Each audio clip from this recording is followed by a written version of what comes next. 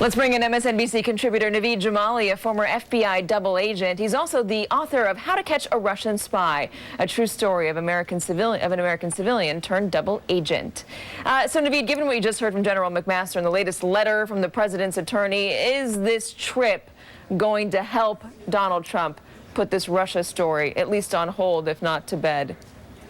I mean, absolutely not. Look, the investigation, the term investigation is such a broad one. I think what we have to understand is that within that blanket statement, there are multiple silos, right? So we have, the first question is this question that people say about collusion. And the second one, I think, is much more tangible, and that is the one that we heard from Sally Yates, this question that did the president potentially cover up? I mean, we know that General Flynn was, people were aware of security concerns, and Sally Yates informed the White House.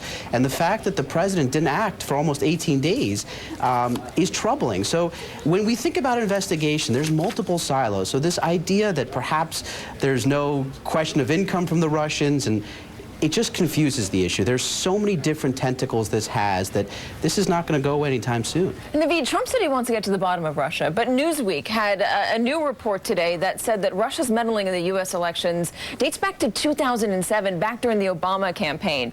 So given that it goes so far back, are you confident that Donald Trump is taking this seriously enough in order to stop any sort of meddling in the future, significant meddling?